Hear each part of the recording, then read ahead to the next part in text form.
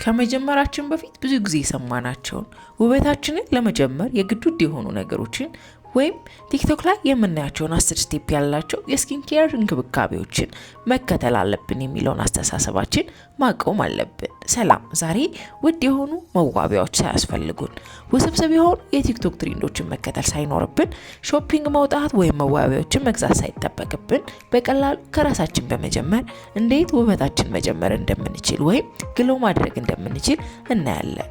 በዛሬው ቪዲዮ ልምዶቻችን፣ የየቀን ሩቲናችን፣ ያኗኗር ዘዴያችን እንዲሁም አመለካከታችን ወይም አቀራረባችን በአጠቃላይ ገጽታችን መቀየር የሚያስችሉን የራሳችን ምርጥ ሁኔታ ላይ ደርሰናል እንድንል የሚያስችሉንን ቀላል ተግባሮችን ያለምንም ወጪ በተፈጥሮ መንገድ በመከተል እንዴት ማድረግ እንደምንችል እናያለን። አንደኛ፣ ተመሳሳይና ቀጣይነት ያለው የቆዳ እንክብካቤ። ውስብስብ ያልሆኑ ቀጣይነት ያለው የቆዳ እንክብካቤ ማድረግ። ብዙዎቻችን በተለያየ ተጽዕኖ ምክንያት ለቆዳችን የማያስፈልጉንን ብዛት ያላቸውን የቆዳ መንከባከቢያዎች ለመጠቀም እንሞክራለን።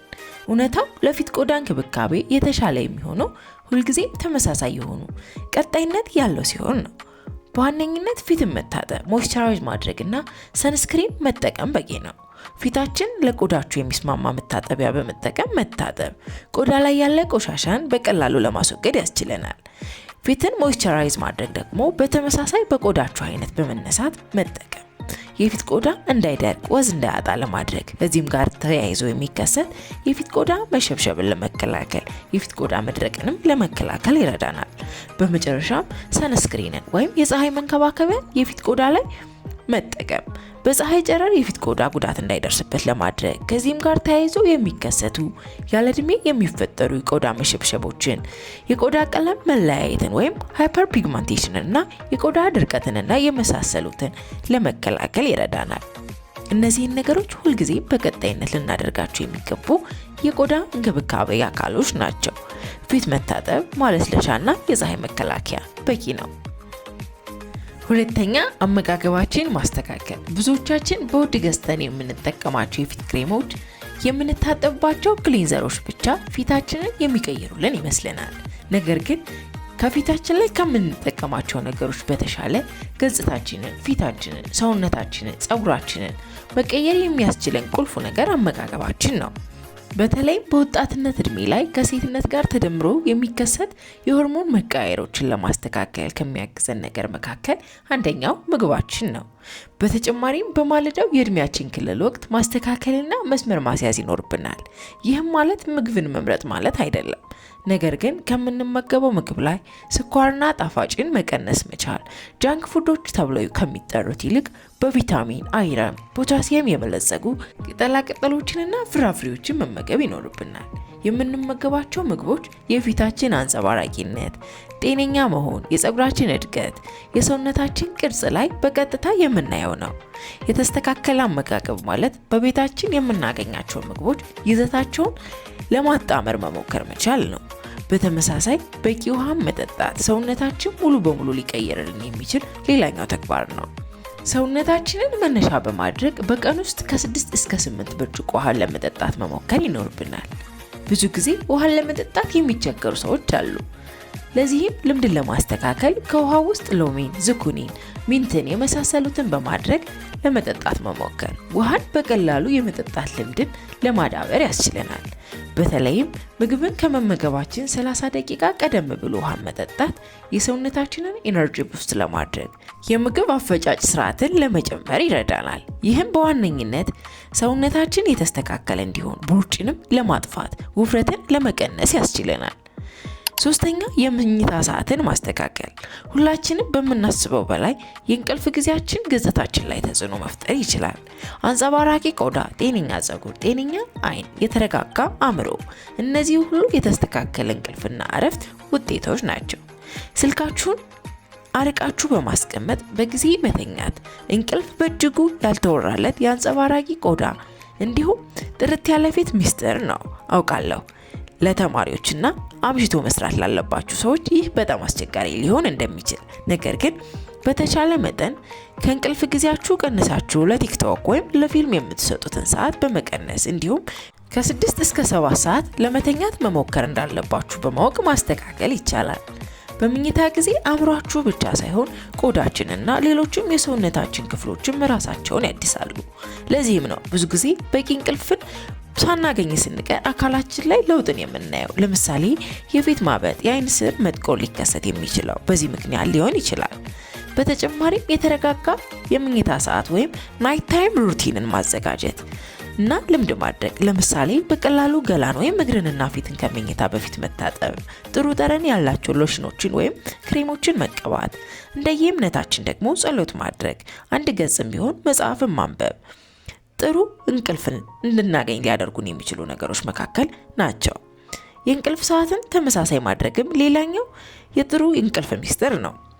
እረፍትን በማድረግና ጥሩ እንቅልፍንም በማግኘት ውበታችን ላይ ለውጥን ለማግኘትም እንችላለን። አራተኛ የፀጉር ጤንነትን መጠበቅ መቻል። ቀላል ነገሮችን መጠቀም። ከዚህ በፊት እንደነገርኳችሁ ውድ የሆኑ ቅባቶችና መታጠቢያዎች፣ ሻምፖና ኮንዲሽነሮች ለፀጉር ጤንነት ዋስትና ይሆኑ። በተቃራኒው የተስተካከለ የፀጉር እንክብካቤ ልምዶች፣ ፕሮቴክቲቭ ስታይሎችን መከተል፣ የፀጉር ፕሮሲቲን ማወቅ። ጤነኛ ፀጉር ውበትን መጨመር ብቻ አይደለም፣ ውበትም ነው። የፀጉራችሁን ጫፍ ከጉዳት መጠበቅ መቻል፣ የራስ ቆዳ ጤንነትን መጠበቅ። ምክንያቱም የጤነኛ ፀጉር መነሻ ጤነኛ የራስ ቆዳ ስለሆነ ነው። ለፀጉር ተስማሚ የሆኑ እንደ ኮኮናት ኦይል፣ አርጋን ኦይል፣ ሮዝመሪ ኦይል የመሳሰሉትን በተፈጥሮ ግብዓቶች የበለጸጉ የተፈጥሮ ቅባቶችን መቀባት። ሁሌ ፀጉርን ሞይስቸራይዝ ማድረግ በተለይም ደረቅ ለሚሆን ፀጉር ትክክለኛው መፍትሄ ነው። ፀጉርን በማበጠር ወቅት ጥንቃቄ ማድረግ። ለዚህም ፀጉራችሁን ስታበጠሩ የሚያያዝ ከሆነ ሰፋፊ ጥርሶች ያላቸውን ማበጠሪያዎች መጠቀም፣ እንዲሁም ኮንዲሽነርንና ውሃን በአንድ ላይ በማዋሃድ ፀጉርን መርጨትና የተያያዘ ፀጉርን በቀላሉ ማፍታታት። የማያጣብቁ የፀጉር አያያዞችን መከተል። ቀላል የሚመስሉ ነገሮችን ቢሆኑ የፀጉራችን ጤንነት ሊቀይሩልን የሚችሉ ተግባሮች ናቸው። አምስተኛ ሁልጊዜም ጥሩ ጠረን እንዲኖራችሁ ልምዳችሁን ማስተካከል። የተስተካከለ ሻወርን በየጊዜው መውሰድ፣ ልብስን ቶሎ ቶሎ መቀየርና ማጠብ፣ ለስላሳ ሽታ ያላቸውን ዲዮድራንቶች በየቀኑ መጠቀም። የግድ ውድ የሆኑ ሽቶችም አያስፈልጓችሁም። ንጹህ መሆንና ቀላል የማይከብዱ ሽቶችን መጠቀም በቂ ነው። አረማመድና ቅርጽ። አረማመዳችን በሰዎች ዘንድ ያለንን ሙሉ አቀራረብ የመቀየር ትልቅ አቅም አለው። የተስተካከለ አረማመድ ቅርጻችን የሚያምር፣ በራስ መተማመን ያለን ያደርገናል። ሁልጊዜም ከትከሻና ከአንገታችን ቀላ ብለን መራመድ መቻል ውበትን የሚያጎናጽፈን ትልቁ ተግባር ነው። ሰባተኛ ያለ ሜካፕ መድመቅን መልመድ። ያለምንም ሜካፕ ፊታችን ማሳመር መቻል። ቅንድባችንን በንጹህ ቡርሽ ማበጠር። ሁልጊዜ በአይናችን ሽፋሽፍት በቫዝሊን ከርል ማድረግ በጣም ቀላል የሚመስሉ ተግባሮች ቢሆኑም ገጽታችን ደምቆና ፊታችን ጉልት ብሎ እንዲታይ የሚያደርጉልን ቀላል ተግባሮች ናቸው። የተፈጥሮ ውበት ከየትኛውም ሜካፕ የበለጠ ድምቀት ነው። ስምንተኛ አእምሯችንን ማሰልጠን። ትልቁ ለውጥ የሚፈጠረው አእምሯችን ውስጥ ነው። ራሳችን ከሰው ጋር ማወዳደር፣ የበታችነት እንዲሰማን የሚያደርጉ ሰዎችን መከተል፣ ራሳችንን ጥሩ ባልሆነ መንገድ መመልከትና ማራመድ አእምሯችን የሚጎዱ፣ በራስ መተማመናችንን የሚያሳጡ፣ ውበታችንን የሚቀንሱብን ነገሮች ናቸው። ሁልጊዜ አንቺ መሆን የምትፈልጊውን ራስሽን ብቻ ማሰብና ለውጥሽ ላይ መስራት መቻል አለብሽ። ዘጠነኛ ሰውነትን ማንቀሳቀስ። የግድ ጂም መሄድ ወይም ደግሞ ትላልቅ እንቅስቃሴዎችን ማድረግ አይጠበቅብንም። ነገር ግን ሰውነታችንን ለማስተካከል አእምሯችንን ለማንቃት የሚያስችለንና ቀላልና ትንንሽ ተግባሮች የየዕለት ተግባራችን አካል ማድረግ አለብን። በእግር መንቀሳቀስ፣ ደረጃዎችን መውጣት፣ በአጠቃላይ ሰውነታችን በቂ እንቅስቃሴን ማድረግም እንዲችል ማድረግ ከግሎ አፕ በላይም ለጤንነታችን አጠቃላይ ለሰውነታችን ትልቅ ለውጥን መስጠት የሚችል ተግባር ነው። አስረኛ ከንፈራችንን ማለስለስ። የደረቀና የተሰነጣጠቀ ከንፈር ሙሉ በሙሉ ገጽታን ያበላሻል። የቱንም ያክል ዘንጠንና አምሮብን ከንፈራችን ደረቅና የተሰነጣጠቀ ከሆነ ውበትን ያሳጣናል። የስኳርና የማር ስክራብን በመጠቀም በሳምንት ከ1 እስከ 2 ጊዜ ከንፈርን የሞተ ቆዳ ማስወገድ፣ ከንፈርን ለስላሳ ማድረግ ያስችለናል። በተጨማሪም ሁልጊዜም ከመኝታ በፊትና ከቤት ከመውጣታችን በፊት ማለስለሻዎችን መጠቀም በቀላሉ ለስላሳ ከንፈርን እንድናገኝ የሚያደርጉን ነገሮች ናቸው። አብራችሁኝ ስለቆያችሁ በጣም አመሰግናለሁ። በሚቀጥለው እንድሰራላችሁ የምትፈልጉትን ማንኛውም ነገር ኮሜንት አድርጉልኝ። ድጋሚ እስከምንገናኝ ሰላም ቆዩ።